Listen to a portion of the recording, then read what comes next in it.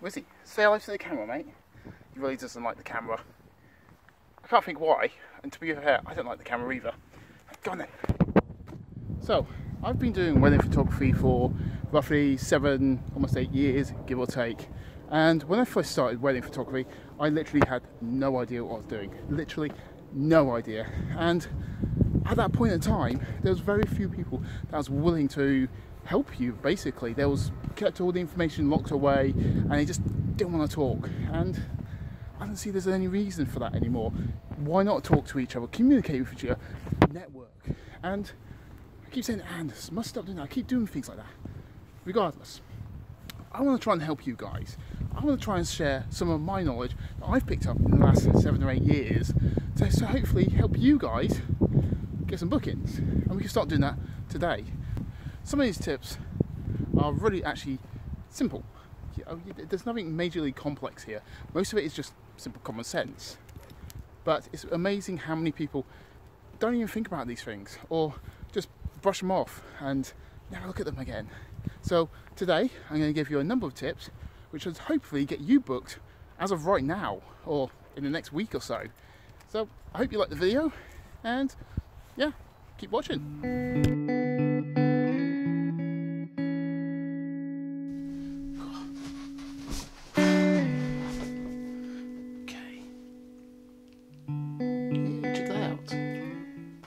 Anyway, as I was saying, I want to share some knowledge with you guys on just how you potentially can get wedding bookings or couples to book you for their wedding.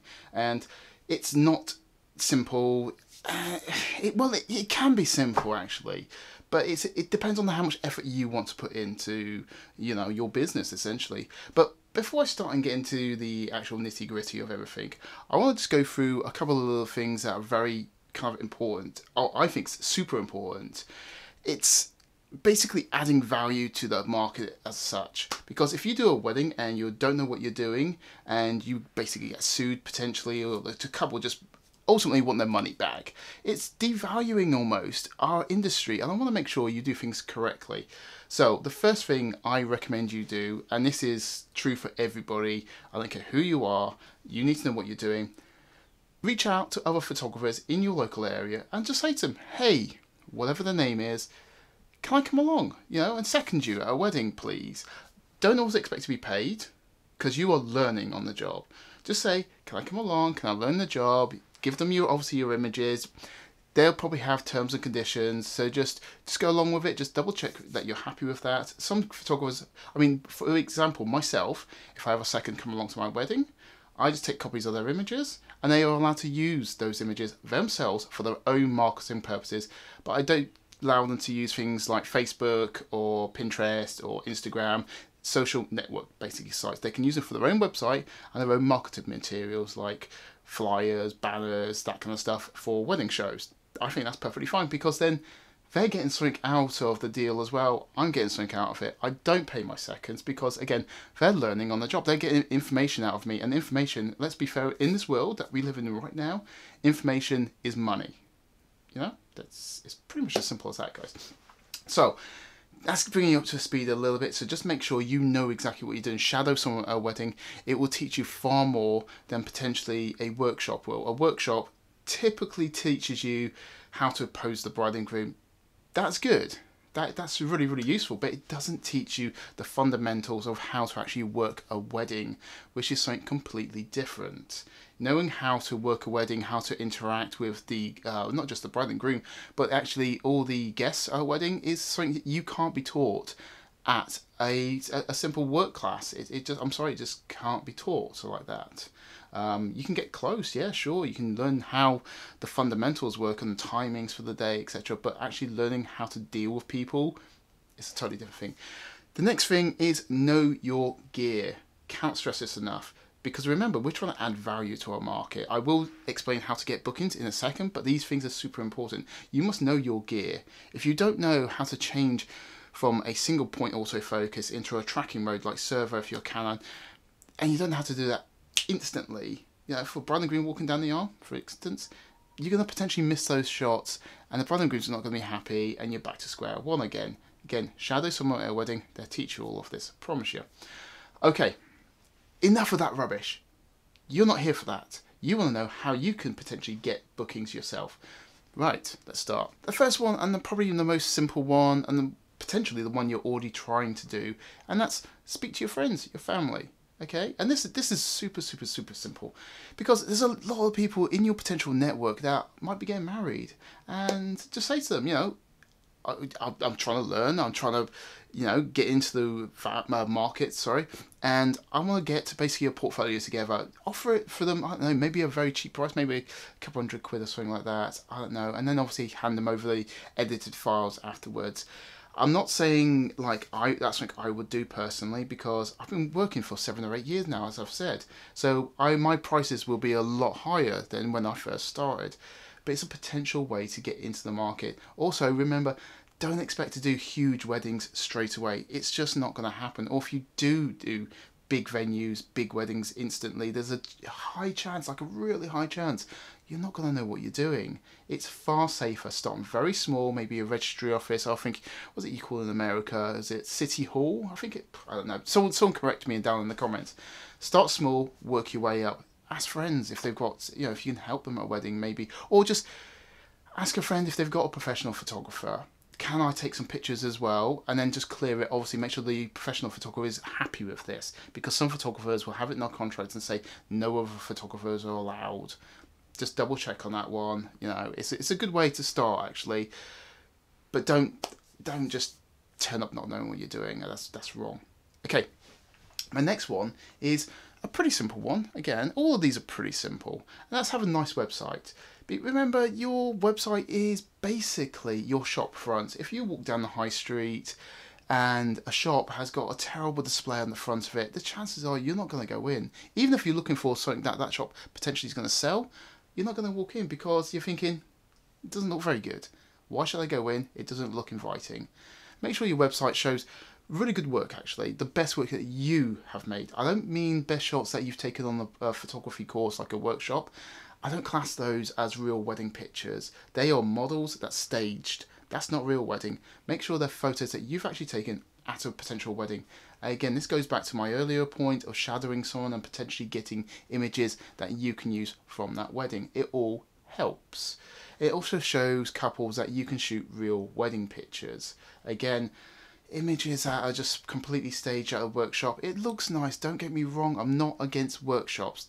I must say that now, I'm not against them. They can be a very valuable tool.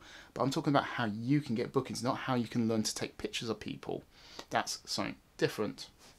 So, as I was saying, make sure, you know, your website looks good. Have some galleries up, you know, explain who you are. Because if couples are coming towards you, they want to know that you're an approachable person, whether you're male or female, it doesn't matter. They want to know if you are going to fit in with them at their wedding. Because ultimately, you're shadowing the bride and groom around, and if they don't like you as a person, they're not going to book you. That's as about as simple as it gets. And I do tell couples, I'm very open and honest when I have some meetings with couples. If you don't like me as a person, you don't think you're going to get on with me, please don't book me. It's the best way, because I want to make sure that they have the best day.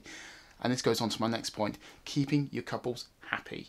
If you keep your couples happy and they enjoy the wedding, your photography and the way you work, they like their pictures, they're going to recommend you to other couples that they know. It's a very simple tip. It's age old. Photographers have been doing it for absolutely donkey's years. Just basically keep people happy. They're going to recommend you to friends, to family, to whoever else that they potentially know. And they're going to go, oh yeah, Andy, he did a really good job at our wedding. Look at these amazing images we got. He was professional on the day. He was always there at the end of the phone or an email. And they're going to recommend you. It's the no-brainer. Just get on with it, guys. There's no excuse for this one. Don't be an arse. Be nice to them. Treat them like couples, not clients. Clients is a different thing. Clients is more business. Yes, photography is a business, but you're dealing with real couples on their supposedly happiest day of their lives. Treat them as couples. Treat them as real people. They will appreciate this, I promise you. Wedding shows. Now, I've already done a couple of videos where I've shown wedding shows, wedding fairs here in the UK, and they can be a great source of basically getting couples to look at your website, remember? Make sure that looks really good. And also getting in contact with you. Because if they've met you at a wedding show, you've got a stand there. Make sure your stand looks as good as your website. Mine needs a little bit of work. I'll openly and honestly say that. Mine, I need to put a little bit more time into. But the images on show there are still very good. So I'm happy with that point. But wedding shows, you know, it's a great place to meet couples that are potentially looking for photographers that do your style ultimately. Speak to them like real couples again, making sure they're happy. The happier they are, the more likely they're going to basically contact you. Don't treat them as a business transaction. That's a big no-no. Treat them like real people. Speak to them. You know, ask them, oh, when did you get engaged? Be interested in who they are. Have you got a theme for your wedding? You know, where is the venue? Oh, that's a beautiful venue. I know it sounds like some BS and stuff like that, but be interested in who they are, be interested in who they are. It really shows. It shows that you are going to treat them like real people, not just business transactions, because nobody wants that on their wedding day. It's just don't do it. Please don't do it. It's going to make your life a lot harder to get bookings. Remember, these are really simple tips. Another one. Leading on from wedding shows, God, I'm doing good at this leading on fit business. I should do this more often, actually. At wedding shows, you are likely to run into other photographers, other professional photographers, and a lot of photographers in the past have kept all their information really tight, close to them, and don't like to talk to people, which is why it's actually one of the reasons I started this channel, because I want to talk to people. I want to network, and this is the key thing, networking with other wedding photographers.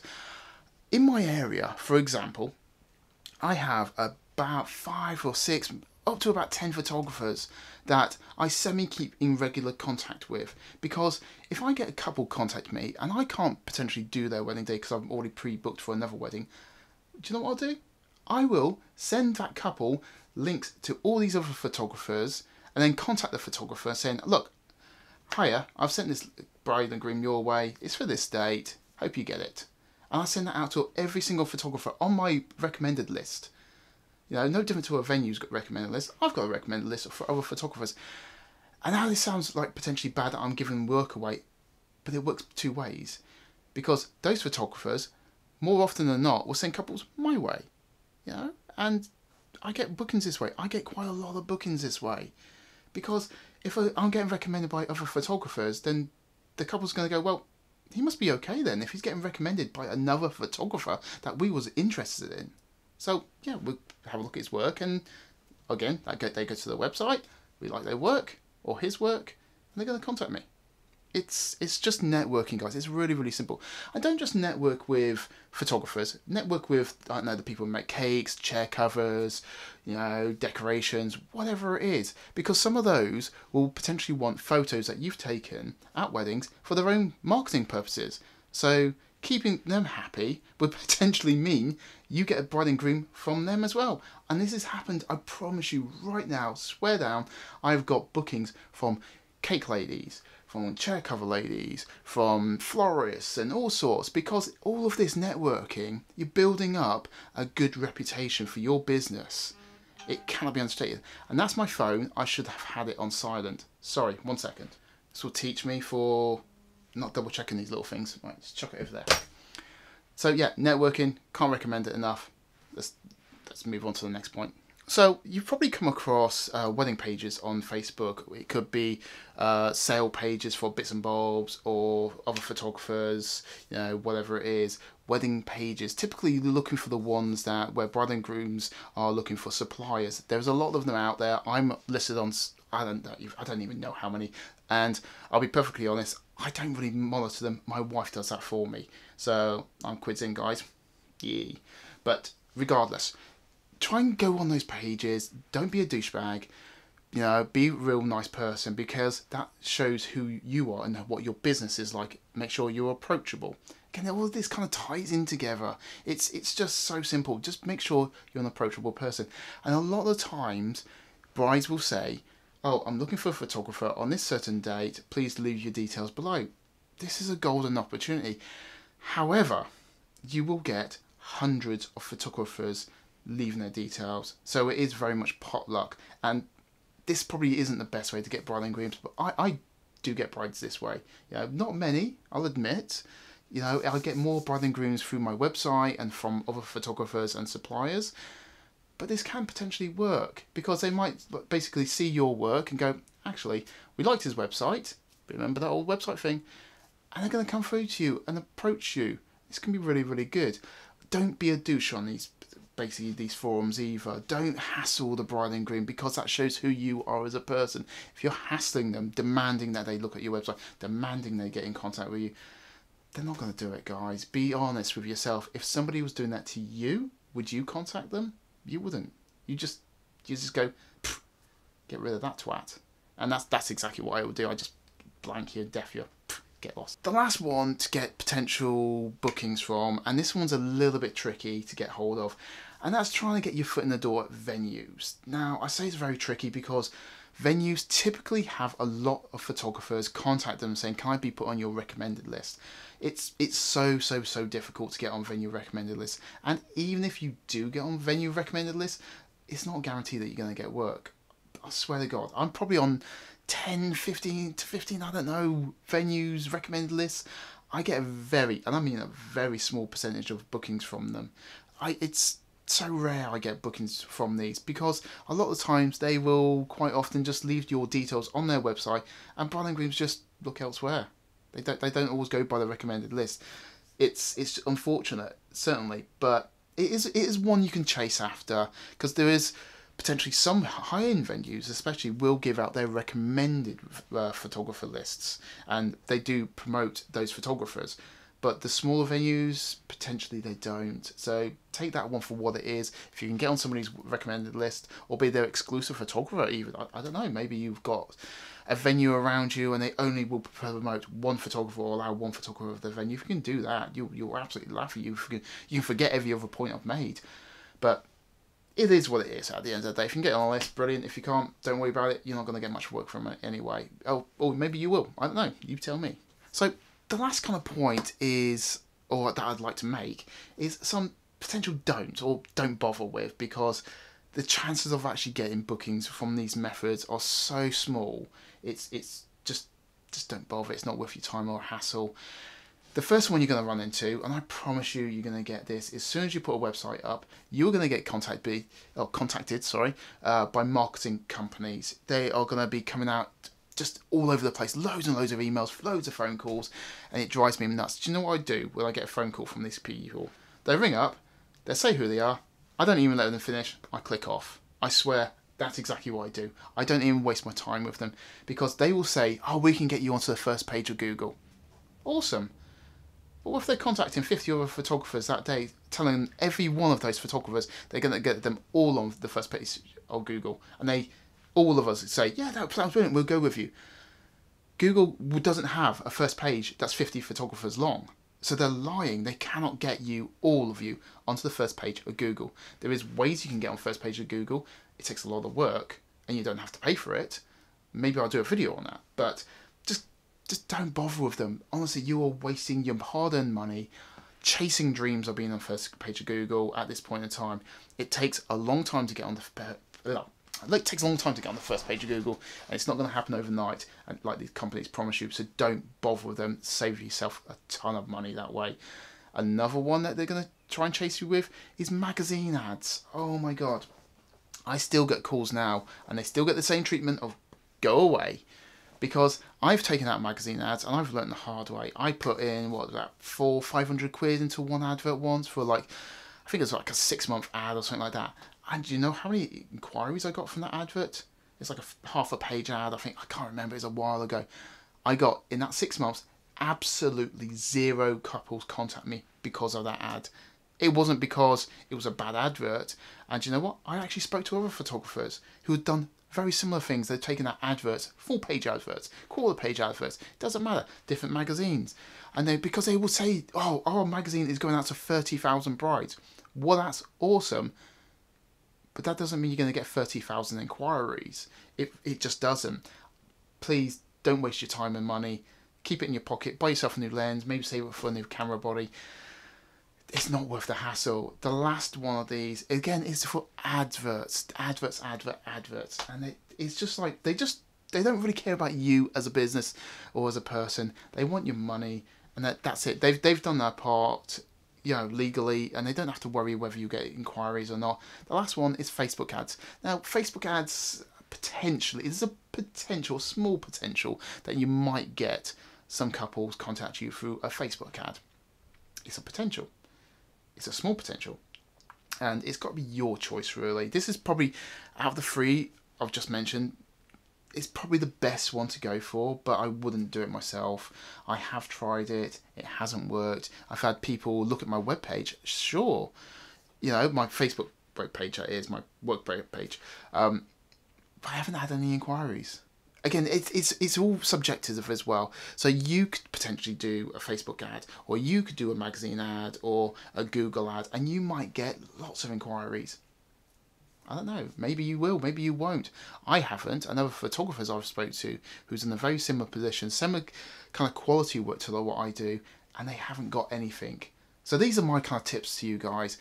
Let me know what you think. You know, do you think I've got it right? Do you think I've got it wrong even? Maybe some of these things you've done and they haven't worked for you. Maybe you've done them and they have worked. I don't know. Tell me. Talk to me. Let's share some information around. That's what this kind of channel's about. I want to make sure that you get some information, you know, and it helps you progress as a photographer. That's ultimately what I'm trying to do. So hopefully you like it. If you do, click like and yeah, subscribe, keep watching, keep taking photos and have a good time.